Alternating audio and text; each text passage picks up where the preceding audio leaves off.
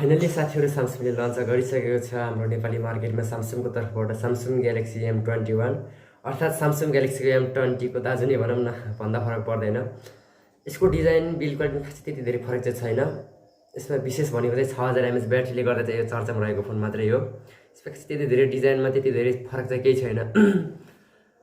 अनि त्यसैगरी यसमा त्यही 6000 mAh ब्याट्री विशेष गरी अनि यसैगरी 6000 mAh को ब्याट्री भयो भने फोन चाहिँ एकदम हल्का नै छ। जस्तो 4000 mAh वाला ब्याट्री सँगै उचाल्दा पनि तर 4000 mAh ब्याट्री त हल्का नै छ। फोन चाहिँ एकदम समात्न चाहिँ एकदम कम्फर्टेबल फिल नै हुन्छ, राम्रो नै हुन्छ। र यसैगरी यसमा डिस्प्लेको कुरा गर्ने हो भने चाहिँ Samsungको तर्फबाट हामीले पाउन सक्छौं 6.4 इन्चको सुपर एमोलेड डिस्प्ले पाउन सक्छौं। र यसको साथसाथै Exynos 9611 को चिपसेट पनि पाउन सक्छौं यसमा हामीले। र अनि यसैगरी यसमा सफ्टवेयरको कुरा गर्ने हो भने चाहिँ यो चाहिँ आउँछ One UI 2.0 को साथमा Android 10 सँगै आउँछ। Android 10 मा चाहिँ यो Android 10 भर्जनमा चाहिँ यो फोन चल्छ हाम्रो नेपाली मार्केटमा। सायद छिटै अपडेट पनि आउँछ होला यसको बारेमा।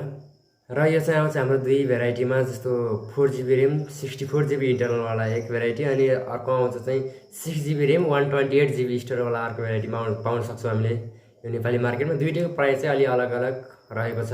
अनि यसैगरी हामीले यसमा सेक्युरिटीको कुरा गर्ने हो भने चाहिँ यसमा हामीले पाउन सक्छौं ब्याक साइडमा पनि पाउन सक्छौं हामीले फिंगरप्रिन्ट स्क्यानर पाउन सक्छौं।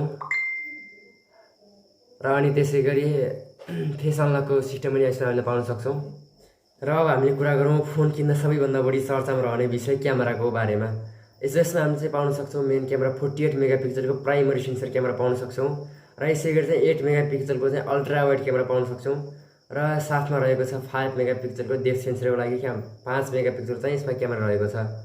अनि यसैगरी सेल्फीको कुरा गर्ने हो भने चाहिँ हामीले यसमा सेल्फी क्यामेरा मिल्छ 20 मेगापिक्सलको चाहिँ हामीले यसमा सेल्फी क्यामेरा मिल्छ। र यदि हजुरले पनि यो फोनलाई पर्चेज गर्न चाहनुहुन्छ भने यसको 4GB RAM र 64GB इन्टरनल वाला चाहिँ यसको प्राइस रहेको छ 22999 रुपैयाँ यसको प्राइस रहेको छ। यसैगरी 6GB RAM र 128GB स्टोरेज वाला चाहिँ प्राइस रहेको छ 27999 रुपैयाँ चाहिँ यसको प्राइस रहेको छ। र साथीहरु कस्तो लाग्यो तपाईलाई यो फोनको बारेमा? यो फोन तपाईलाई कस्तो लाग्यो कृपया कमेन्ट गर्न नभुल्नु होला। यदि भिडियो मन पर्यो भने चाहिँ भिडियोलाई लाइक गर्न नभुल्नु होला। यस्तै नयाँ टेक्नोलोजी भिडियोहरु हेर्नको लागि कृपया हाम्रो च्यानल सब्स्क्राइब गर्न नभुल्नु होला।